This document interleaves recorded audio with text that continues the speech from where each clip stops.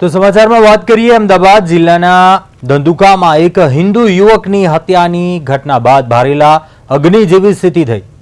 નજીવી બાબતે ધર્મેશ ગમારા નામના યુવકની હત્યા કરવામાં આવી હતી, જે બાદ યુવકના નજીકના મિત્રો તેમજ તેમના સમાજના લોકોમાં ભારે રોષ ફેલાયો અને ઠેર ઠેર તોડફોડ તેમજ કેટલાક વાહનોમાં આગચંપી કરવામાં આવી, જેને લઈને ધંધુકામાં તણાવભરી સ્થિતિ ઊભી થઈ। ઘટના અંગે જાણ થતાં જ પોલીસ તાબડતોબ ધંધુકા પહોંચી હતી અને ચુસ્ત બંદોબસ્ત ગોઠવી દેવામાં આવ્યો હતો। મામલો થાળે પાડવાના પ્રયાસો હાથ ધર્યા હતા। ધર્મેશ ગમારાની હત્યામાં સંડોવાયેલા 2 શખ્સોને પોલીસે ઝડપી લીધા છે અને કાયદેસરની કાર્યવાહી છે તે હાથ ધરી છે। ઘટનાને લઈને પોલીસ અધિકારી, ધારાસભ્ય તેમજ સ્થાનિક આગેવાનોએ લોકોને શાંતિ જાળવવાની પણ અપીલ કરી હતી।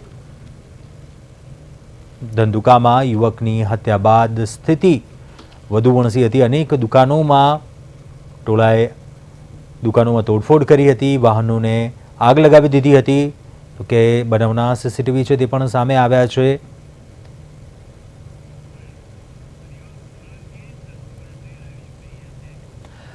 વધુ વિગતો સાથે સંવાદદાતા હરિઓમ સોલંકી લાઈવ જોડાયા છે।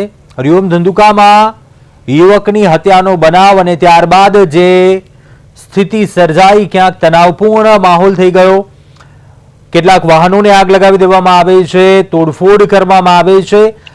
હાલ કયા પ્રકારની સ્થિતિ છે, શું કાર્યવાહી થઈ છે, શું અપડેટ છે? જી કુલ ધંધુકા શહેરની અંદર બપોરના સમયે જ અચાનક જ 2 યુવકો વચ્ચે બાઇક ઓવરટેક કરવાની બાબતમાં એક નાની એવી માથાકૂટ થઈ હતી। આ સામાન્ય ઘટનાએ બોલાચાલી બાદ વરવું સ્વરૂપ ધારણ કર્યું અને બંને યુવકો વચ્ચે મારામારી થઈ, જેમાં એક યુવકે ધર્મેશ ગમારા નામના વ્યક્તિને વડે હુમલો કરતા ગંભીર રીતે ઘાયલ થયો હતો અને ધર્મેશ ગમારાને ધંધુકાની આરએમએસ હોસ્પિટલમાં લઈ જવાયો, પરંતુ ત્યાં તેનું પ્રાણ પંખેરું ઉડી ગયું હતું। આ સમગ્ર ઘટના બાદ અચાનક જ રોષે ભરાયેલા ટોળાએ આ સમગ્ર ધંધુકા શહેરમાં હાઈવે માર્ગ પર આવેલી કેટલીક દુકાનોમાં આગચંપી કરી હતી અને ટાયરોની દુકાનોને ખાસ ટાર્ગેટ કરવામાં આવી હતી અને જેના કારણે ધુમાડાના ગોટે ગોટા નીકળ્યા હતા અને અરાજકતાનો માહોલ સર્જાયો હતો। તો શહેરની કેટલીક અન્ય દુકાનોમાં પણ તોડફોડ કરવામાં આવી હતી અને તાત્કાલિક અસરથી આ પરિસ્થિતિ વણસતી દેખાતા જ ધંધુકા જિલ્લાના પોલીસ અધિક્ષક ઓમપ્રકાશ ચાટ સહિતનો પોલીસનો મસમોટો કાફલો ધંધુકા શહેરમાં ખડકી દેવામાં આવ્યો અને પોલીસ દ્વારા કોમ્બિંગ કરી અને આ મુખ્ય આરોપી જે છે હત્યાના, તે 2 લોકોને હાલ રાઉન્ડ અપ કરી લેવામાં આવ્યા છે અને જ્યારે જે આગજનીની ઘટનાઓ છે તેમાં જિલ્લા પોલીસ અધિક્ષકે જે જણાવ્યું તે મુજબ કે હાલ પોલીસ બંને ગુનાને લઈ, હત્યાનો જે ગુનો છે તેમાં પણ આરોપીઓ સામે કડકાઈથી કાર્યવાહી કરવામાં આવશે, જ્યારે શહેરમાં ત્યારબાદ જે આગજનીની ઘટનાઓ ઘટી છે તેમાં પણ પોલીસ નિષ્પક્ષતાથી ઊંડાણપૂર્વક જેટલા સોર્સિસ છે એ સોર્સિસમાં આ જેટલા હુડદંગાઈઓ સામેલ હશે તેમની સામે ખૂબ કડકાઈથી કામ લેવામાં આવશે અને પોલીસે જણાવ્યું છે કે લોકો અફવાઓથી દૂર રહે અને શાંતિ જાળવે। પાછલા 2 કલાકથી ધંધુકામાં સંપૂર્ણપણે શાંતિનો માહોલ દેખાઈ રહ્યો છે। જી ચોક્કસથી ખાસ કરીને જે વાત કરવામાં આવે કે જે ઘટના બની હતી, હત્યાનો બનાવ બન્યો હતો, તે અંગે પણ 2 લોકોની ધરપકડ થઈ ચૂકી છે, જ્યારે બીજી તરફ જે તોડફોડને કરવામાં આવ્યું હતું, આગ લગાવવામાં આવી હતી, સીસીટીવી સામે આવ્યા છે। શું અન્ય કોઈ વ્યક્તિઓની પણ ધરપકડ થઈ છે કે કેમ, તે મામલે શું કાર્યવાહી અને અપડેટ?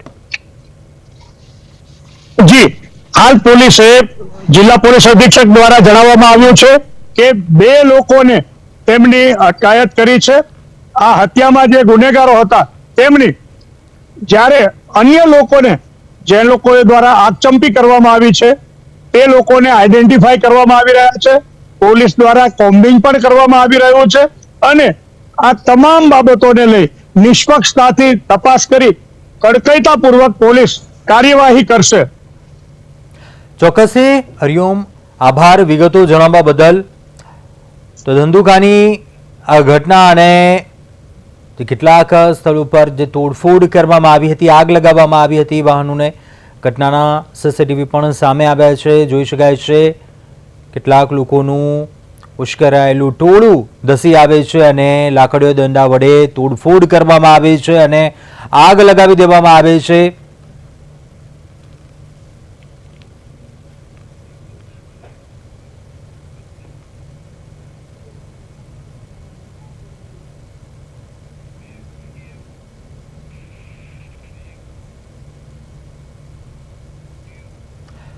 સ્થાનિક સ્વરાજ્યની ચૂંટણીને લઈને ડાંગમાં ભાજપની ચૂંટણી સભાનું આયોજન કરવામાં આવ્યું હતું, જેમાં નાયબ મુખ્યમંત્રી હર્ષ સંઘવી હાજર રહ્યા હતા અને આ દરમિયાન હર્ષ સંઘવીએ કોંગ્રેસ પર આકરા પ્રહારો કર્યા.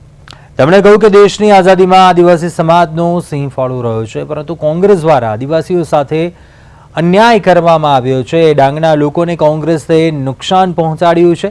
70 વર્ષમાં આદિવાસીઓ માટે કોંગ્રેસે શું કર્યું તેવો સવાલ તેમણે કરજો. શિક્ષણ, વીજળી, પાણીની કોઈ વ્યવસ્થા કોંગ્રેસે ન કર્યાનો તેમણે આક્ષેપ કર્યો હતો.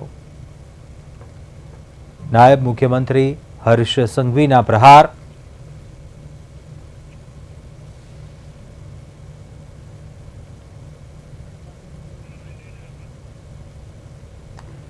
આદિવાસી સાથે કોંગ્રેસે ન્યાય કર્યા હોવાનું કહીને પ્રહાર કર્યા હતા. આદિવાસીઓ સાથે કોંગ્રેસે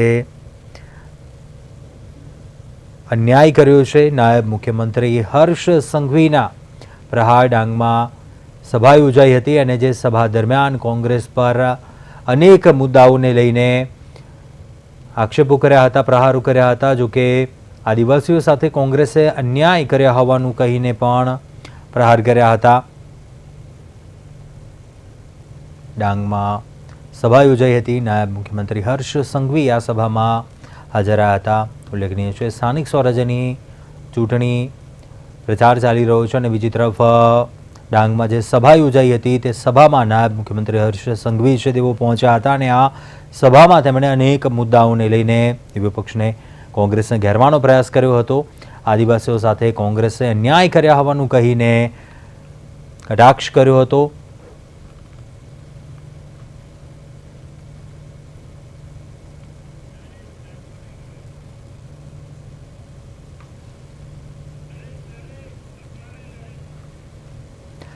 વધુ વિગતો સાથે આઉટપુટ એડિટર નરેશ મકવાણા લાવી જોડાયા છે. નરેશ, નાયબ મુખ્યમંત્રી હર્ષ સંઘવીની સભા અને આ નિવેદન ક્યાંક વિપક્ષ પર કોંગ્રેસે આદિવાસીઓ સાથે અન્યાય કર્યા હોવાનું કહીને કે કોંગ્રેસે શું કર્યું, આદિવાસીઓ સુધી કેટલી સેવાઓ પહોંચાડી, અનેક મુદ્દાઓને લઈને જે કટાક્ષ કર્યો છે, આ નિવેદનને કઈ રીતે જોઈ રહ્યા છો આપ? બીજી તરફ આદિવાસી વિસ્તારમાં આ સભા યોજાઈ હતી, શું સમીકરણો કઈ રીતે જોઈ રહ્યા છો? બિલકુલ આમ જોવા જઈએ તો ડાંગ જિલ્લો જે છે એ વર્ષોથી જે છે એ કોંગ્રેસનો ગઢ રહ્યો છે. કે છેલ્લા કેટલાક વર્ષોના જે સમીકરણો છે અને જે ચૂંટણીના પરિણામો છે એના પર જો આપણે નજર કરીએ તો સ્પષ્ટ રીતે ખ્યાલ આવે છે કે આદિવાસી સમાજ જે છે એ ધીમે ધીમે છે એ ભારતીય જનતા પાર્ટી તરફ વળી રહ્યો છે. ગૃહ રાજ્યમંત્રી હર્ષ સંઘવી જે છે આજે ડાંગ જિલ્લાની મુલાકાતે હતા અને એ દરમિયાન છે તેમણે આદિવાસી સમાજની સ્પર્શના ખૂબ જ મહત્ત્વના છે કેટલાક મુદ્દાઓ છે તેના વિશે છે એ જાહેર સભામાં છે એ ચર્ચા થઈ હતી. સૌથી મોટી વાત જે તેમણે કરી હતી કે ધર્મ પરિવર્તનનો મુદ્દો છે. આપણે જાણીએ છીએ કે ડાંગ જિલ્લાની અંદર જે છે એ ધર્મ પરિવર્તન જે છે એ સૌથી મોટો મુદ્દો છે. ગરીબ આદિવાસી સમાજના લોકો જે છે તેમને છે એ અલગ પ્રકારની લાલચો આપી અને ધર્મ પરિવર્તન કરવામાં આવતું હોય છે. એ પ્રકારના આક્ષેપો જે છે એ સતત લાગતા રહે છે અને હર્ષ સંઘવીએ જે છે આ જ મુદ્દાને લઈ અને કોંગ્રેસ પર કટાક્ષ કર્યો હતો અને તેમણે એ પણ કહ્યું હતું કે ડાંગ જિલ્લા ઉપર છે આ વખતે છે કોઈનો પણ છે પંજો ના પડવો જોઈએ. એટલે આડકતરી રીતે છે તેમણે પંજાનો એક સિમ્બોલિક ઉપયોગ કરી અને સીધા કોંગ્રેસ પર જે છે એ આ બાબતમાં પ્રહારો કર્યા હતા. હર્ષ સંઘવીએ એવું પણ કહ્યું કે કોંગ્રેસના 70 વર્ષના રાજની અંદર છે એ 1000 રૂપિયા પણ છે એ આદિવાસી ખેડૂતના ખાતામાં નથી ગયા. અત્યારે છે એ રાજ્ય સરકાર વર્ષમાં 6000 રૂપિયા જે છે એ આદિવાસી ખેડૂત જે છે, ડાંગનો ખેડૂત છે, તેના ખાતામાં નાખી રહ્યા છે. તો વિકાસના જે ફળ છે એ ધીમે ધીમે છે એ ડાંગના આદિવાસીમાં મળી રહ્યા છે. એની જે છે હર્ષસંઘવીએ વાત કરી. બીજી જે સૌથી મહત્વની વાત તેમણે કરી કે ડાંગ જિલ્લો જે છે એ ગુજરાતનો જે છે એ પહેલો એવો આદિવાસી જિલ્લો છે કે જ્યાં છે એ સંપૂર્ણપણે પ્રાકૃતિક ખેતી કરવામાં આવે છે. તો આ જે પ્રાકૃતિક ખેતીનો જે છે ટેગ ડાંગ જિલ્લાની સાથે જે લાગેલો છે તેને જે છે આપણે જાળવી રાખવાનો છે. આ સિવાય તેમણે જે છે એ ખાસ કરીને આદિવાસી બાળકો જે છે તેમના શિક્ષણને લઈને ખૂબ જ મહત્ત્વની વાત કરી કે ધીમે ધીમે છે આદિવાસી શાળાઓ છે કેવી રીતે વધી રહી છે, ડાંગની અંદર જે છે એ કેવી રીતે છે એ શિક્ષણનું પ્રમાણ વધી રહ્યું છે.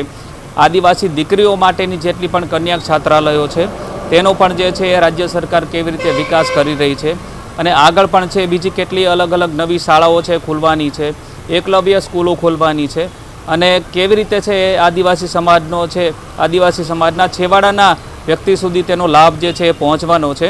તો ઓવરઓલ જો જોવા જઈએ તો આદિવાસી સમાજ અને ખાસ કરીને ડાંગ જિલ્લો જે છે તેની પ્રગતિને લઈ અને હર્ષસંઘવીએ છે ખૂબ જ વિગતે છે આ સભાની અંદર વાત કરી હતી. જી ચોક્કસ વિગતો જણાવવા બદલ આભાર.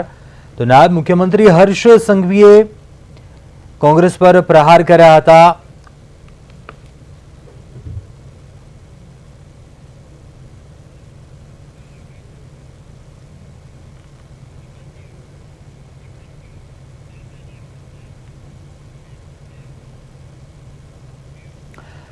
આગળ વાત કરીએ અમદાવાદના ચાંદખેડા વિસ્તારમાં ખીરું ખાધા બાદ 2 બાળકીઓના મોતના ચકચારી કેસ મામલે એસીપી ડીવી રાણાએ તપાસનો અપડેટ આપતા જણાવ્યું કે ઘટનાનો એફએસએલ રિપોર્ટ આવ્યો અને જેને વધુ અભિપ્રાય માટે પીએમ પેનલને મોકલી આપવામાં આવ્યો છે. જો કે હજુ પણ મૃત્યુનું ચોક્કસ કારણ પર સસ્પેન્સ યથાવત છે અને પોસ્ટમોર્ટમ રિપોર્ટની અંતિમ સ્પષ્ટતા બાદ જ કોઝ ઓફ ડેથ બહાર આવશે. પોલીસ આ મામલે અત્યંત ગંભીર છે અને જો જરૂર જણાશે તો સત્ય બહાર લાવવા માટે પરિવારના સભ્યોનો લાઈવ ડિટેક્શન ટેસ્ટ કરવાની પણ તૈયારી દર્શાવાઈ છે. હાલના રિપોર્ટને આધારે તપાસનો ધમધમાટ ચાલી રહ્યો છે. અમદાવાદનો ચકચારી ચાંદખેડા વિસ્તારનો આ કેસ જ્યાં હવે પોલીસ રિપોર્ટની રાહ, કોઝ ઓફ ડેથ જાણવા માટે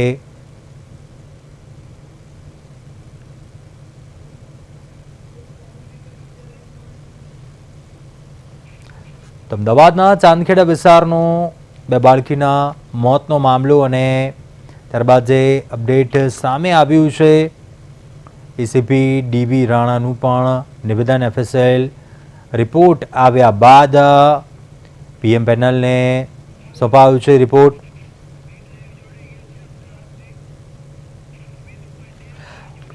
વધુ વિગતો મેળવીએ સંવાદદાતા સ્મિત ઉપાધ્યાય લાઈવ જોડાયા છે. સ્મિત, શું અપડેટ સામે આવી રહી છે? બીજી તરફ મોતનું સાચું કારણ શું? અત્યાર સુધી જે કાર્યવાહી થઈ ક્યાંક રાહ જોવાઈ રહી હતી, જોકે પીએમ પેનલને આ રિપોર્ટ છે તે સોંપવામાં આવશે અને કોઝ ઓફ ડેથનું જે સત્ય જે રીઝન છે તે આ રિપોર્ટ બાદ સામે આવશે. અત્યાર સુધી શું કાર્યવાહી થઈ છે તે મામલે શું અપડેટ સામે આવી છે? જી, ચાંદખેડા વિસ્તારમાં જ્યારે જે બાળકી જે હતી, જે પરિવાર જે હતા, પરિવારના જે 6 સભ્યો ગણી શકાય, 2 બાળકી હતી, તેના માતા પિતા હતા અને દાદા દાદી હતા, તેઓ લોકોએ ખીરું ખાધા બાદ જે છે તે બાળકીના મોત થયા તેવા આક્ષેપો જે છે તે ખીરાના માલિક સામે, દુકાનદારના સામે કરવામાં આવ્યા હતા. પરંતુ તે ખીરાનો કોઈ રોલ નથી તેવું સ્પષ્ટ રીતે દેખાઈ રહ્યું છે અને એસીબી સાહેબે પણ આજે સ્પષ્ટતા કરી છે. એફએસએલનો જે છે રિપોર્ટ આવવાની જે રાહ જોવાઈ રહી હતી, આજે એફએસએલનો રિપોર્ટ પણ આવી ગયો છે. એફએસએલનો રિપોર્ટ જે છે તેઓ જે એફએસએલનો રિપોર્ટ જે છે તે ડૉક્ટરને સોંપવામાં આવશે, જે સિવિલ છે તેને આપવામાં આવશે. ત્યારબાદ તે જે રિપોર્ટને છે તે પીએમ રિપોર્ટ જે છે તેને બંનેને કમ્બાઈન કરવામાં આવશે. ત્યારબાદ બંને રિપોર્ટને ચકાસણી કરીને ત્યારબાદ એક અન્ય રિપોર્ટ બનાવવામાં આવશે. ડૉક્ટરની જે 4 લોકોની જે ટીમ છે તે બનાવવામાં આવશે. ક્યાંક ને ક્યાંક મેડિકલમાં જે કોઈ ભૂલ ના થઈ હોય, એલ્યુમિનિયમ જે મળ્યું હતું પેટમાં, જે બાળકોને જે બ્લડ ટેસ્ટ કરવામાં આવ્યા હતા તેમાં મળ્યું હતું, માતા પિતાની જે ઊંઘની ગોળીઓ જે લેતા હોય તેવું પણ તેમના બ્લડ રિપોર્ટમાં જોવા મળ્યું હતું. ક્યાંક ને ક્યાંક પોલીસ પણ ગૂંચવાઈ હતી. પણ આજે જે એફએસએલનો રિપોર્ટ આવ્યો ત્યારબાદ કોઝ ઓફ ધ ડેથ છે કે નથી તે પણ એક તપાસનો વિષય છે. જી ગુણ. ચોક્કસ સ્મિત, આભાર વિગતો જણાવવા બદલ. અમદાવાદનું ચાંદખેડા વિસ્તારમાં ખીરું ખાધા બાદ બે બાળકીઓના મોત નીપજ્યા હોવાના જે આક્ષેપો થયા હતા, જો કે મોત પાછળનું સાચું કારણ રહસ્ય શું છે તે હજુ પણ આવનારા દિવસો બાદ સ્પષ્ટ કારણ સાચું જે સ્પષ્ટ થશે.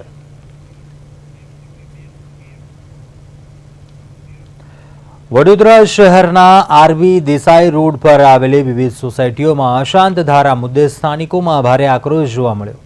રહીશો દ્વારા સોસાયટીઓના મુખ્ય પ્રવેશ દ્વાર પર વિરોધના બેનરો લગાવી તંત્ર સામે મોરચો માંડવામાં આવ્યો. સ્થાનિકોનો આક્ષેપ હતો કે અનેક રજૂઆતો કરવા છતાં અશાંત ધારાના અમલીકરણ બાબતે તંત્ર દ્વારા ઘોર ઉદાસીનતા દાખવવામાં આવી રહી છે. રહીશોએ સ્પષ્ટ શબ્દોમાં ચીમકી ઉચ્ચારી કે જો તેમની માંગણીઓ વહેલી તકે સંતોષવામાં નહીં આવે તો તેઓ આગામી ચૂંટણીમાં મતદાનનો બહિષ્કાર કરશે. રહીશોની આક્રમક ચેતવણીને પગલે રાજકીય પક્ષોમાં પણ ફફડાટ વ્યાપી ગયો છે. વડોદરાનો આ સમગ્ર મામલો જ્યાં રહીશોએ ચીમકી ઉચ્ચારી છે.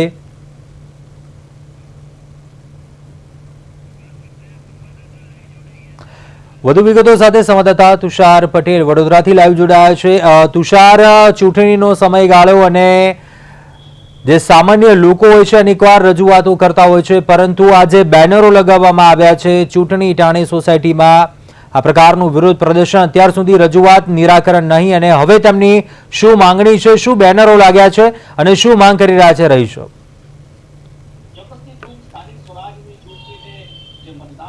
હવે માત્ર નજીવા દિવસો રહ્યા છે ત્યારે શહેરના આરવી દેસાઈ રોડ પર આવેલી અનેક સોસાયટીના પ્રવેશ દ્વાર ઉપર આ પ્રકારના બેનરો લગાવવામાં આવ્યા છે. મહત્વની વાત છે કે જે રીતે બેનરો લગાવવામાં આવ્યા છે, બેનરોમાં સ્પષ્ટ ઉલ્લેખ કરવામાં આવ્યો છે કે અશાંત ધારાનો જે અમલ છે એ અમલ કડકાઈથી જો નહીં કરવામાં આવે તો આ વિસ્તારના મતદારો જે છે એ ચૂંટણીની અંદર મતદાનની પ્રક્રિયાથી અળગા રહેશે. મહત્વની વાત છે કે આ વિસ્તારની અંદર વસ્તીના માળખાકીય ફેરફારોની અંદર અશાંત ધારાનું ખૂબ મહત્વ છે. ત્યારે છેલ્લા કેટલાય સમયથી ત્યાં સ્થાનિક રહીશો દ્વારા તંત્રને રજૂઆત કરીને અશાંત ધારાની જે કડકાઈ છે, અશાંત ધારો લાગુ કરવાની જે માંગો છે એ કડકાઈથી અમલમાં મૂકવામાં આવે તેવી રજૂઆતો કરતા હતા. પરંતુ રજૂઆતો ક્યાંક ને ક્યાંક તંત્રએ ન સાંભળીને જે સ્થાનિક રહીશો છે તેની સામે જે ઉદાસીનતા દાખવી તેનું આ પરિણામ છે કે હવે સ્થાનિક રહીશો નગરસેવકોને પોતાના વિસ્તારમાં પ્રચાર પ્રસાર માટે આવવું નહીં અને અટકાવી દેવામાં આવ્યા છે. આ તમામ બાબતો વચ્ચે 26મી તારીખે જ્યારે મતદાન યોજાવાનું છે ત્યારે આ રહીશો દ્વારા ખુલ્લેઆમ એવી ચીમકી ઉચ્ચારવામાં આવી છે કે નો સપોર્ટ નો વોટ. જો નાગરિકોને સપોર્ટ ના કરતા હોય તેવા મતદાર કરીને અમે લોકો આ ચૂંટણીની અંદર ક્યાંક ને ક્યાંક તેમાં બહિષ્કાર કરીશું. જોવાનું એ રહેશે કે રાજકીય રંગોની વચ્ચે પ્રચાર પ્રસારના માધ્યમની વચ્ચે જે રહીશોની માંગ છે, ખાસ કરીને શાંત ધારાનું કડકાઈથી અમલીકરણ થાય તે દિશામાં હવે તંત્ર કેવા પગલા લે છે, કેમ કે હવે મતદાનને થોડાક જ દિવસો બાકી રહ્યા છે ત્યારે આ પ્રકારનું જે વિરોધ છે, વિરોધથી ક્યાંક ને ક્યાંક નગરસેવકોની જે ઉમેદવારો છે તેઓની ઊંઘ પણ ઉડી છે. જી કુંજ. જી ચોક્કસથી તુષાર, આભાર વિગતો જણાવવા બદલ.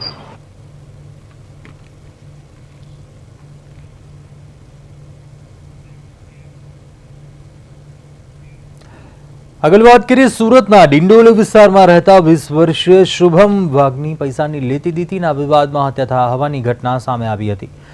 મળતી વિગતો પ્રમાણે કે શુભમ તેના મિત્રો સાથે કોન્ટ્રાક્ટ પર કામ કરતો હતો અને બાદમાં તેણે કામ છોડ્યું હતું, જેને કારણે પૈસા લેવાના બાકી રહ્યા હતા. આ મુદ્દે બંને વચ્ચે વારંવાર બોલાચાલી થતી હતી. ઘટનાના દિવસે શુભમે પોતાના ઘર નજીક તેના મિત્રને જોઈ પૈસાની માંગણી કરતા બંને વચ્ચે ઝઘડો થયો હતો અને ઝઘડામાં હાથપાઈ દરમિયાન ચપ્પુ વડે તેના પગ અને હાથના ભાગે ગંભીર ઈજાઓ પહોંચાડાઈ હતી. ઈજાગ્રસ્ત શુભમને સારવાર માટે સ્મીમેર હોસ્પિટલ ખસેડાયો હતો, જ્યાં હાજર તબીબોએ તેને મૃત જાહેર કર્યો હતો. હાલ સમગ્ર મામલે પોલીસ દ્વારા વધુ તપાસ હાથ ધરવામાં આવી રહી છે. મિત્ર સાથે કામના પૈસા બાબતે નજીવી બાબતને લઈને ઝઘડો થયો હતો અને આ ઝઘડો હાથપાઈ મારામારીમાં પરિણમ્યો હતો. જોકે તે દરમિયાન જ ચપ્પુ વડે ઇજાગ્રસ્ત થતા હાથ અને પગના ભાગે તેને ચપ્પુ વડે ગંભીર વાર માર્યા હતા. વધુ વિગતો મેળવીએ સંવાદદાતા અરવિંદ રાઠોડ લાઈવ જોડાયા છે. અરવિંદ, સુરતમાં મિત્રએ જ મિત્રની હત્યા કરી, શું એવું કારણ હતું અને હત્યા કર્યા બાદ કારણને લઈને શું એવી અપડેટ જાણવા મળી છે? પોલીસની શું કાર્યવાહી, શું વિગતો? કુંજ બિલકુલ જે રીતે દિવસે ને દિવસે સુરતમાં જોવા જાય તો કાયદો અને વ્યવસ્થાની સ્થિતિ છે તે કથળતી જોવા મળી રહી છે, અને જેમાં હત્યા સુધીની ઘટના બનવી એટલે સામાન્ય બાબત બની ગઈ છે. ત્યારે સુરતના નવાગામ ડિંડોલી વિસ્તારમાં ફરી એકવાર જે નવયુવાની એક હત્યા કરવામાં આવી છે, અને એ પણ સામાન્ય નજીવી બાબતથી ઝઘડો શરૂ થયેલો હતો, અને જે મરણ જનાર છે તેમના દ્વારા 2200 રૂપિયા લેવાના બાકી હતા. એટલે તે પૈસાની લઈને જયારે ઉઘરાણી કરવા ઘરની બહાર જયારે તેમના મિત્રો મળ્યા ત્યારે તેમની પાસે પૈસાની ઉઘરાણી કરી બાકી નીકળતા પૈસા, અને તેવામાં જે રીતે પગના એટલે જાંઘના ભાંગે ગાળા ગલોચ કર્યા બાદ છપ્પુ જાંઘ ઉપર મારી દેવામાં આવ્યું હતું, અને અનેક ઘા માર્યા બાદ જે રીતે લોહી લુહાણ હાલત કરી નાખી હતી, અને ત્યારબાદ જે સ્થાનિકોમાં ભયનો માહોલ છે તે ઉભો થયો હતો, અને ત્યારબાદ તેમને 108 મારફતે તાબડતોબ હોસ્પિટલ ખસેડવામાં આવ્યો હતો, અને હોસ્પિટલમાં જે રીતે ખસેડાયો, પરંતુ ત્યાંના સ્થાનિક જે તબીબો છે તેમણે મૃત જાહેર કર્યું હતું. એટલે ચોક્કસથી ક્યાંક ને ક્યાંક જે કાયદો અને વ્યવસ્થાની સ્થિતિ ઉપર ચોક્કસ પ્રશ્નાર્થ ઉભા થઈ રહ્યા છે. ત્યારે આ ડિંડોલીમાં જે રીતે મિત્ર અને એ પણ સામાન્ય એટલે કે 2200 રૂપિયા જેવી નજીવી રકમમાં હત્યા કરી નાખી છે. ત્યારે પોલીસ હાલ હત્યારાઓ જે કોણ સામેલ છે તેના વિરુદ્ધ અત્યારે પોલીસે ચક્રો ગતિમાન કર્યા છે તેને ઝડપી પાડવા, પરંતુ જે રીતે એક નવ યુવાનની હત્યાને લઈને ચોક્કસ ભયનો માહોલ છે તે જોવા મળ્યો છે. કુંજ, ચોક્કસથી અરવિંદ, આભાર માહિતી આપવા બદલ.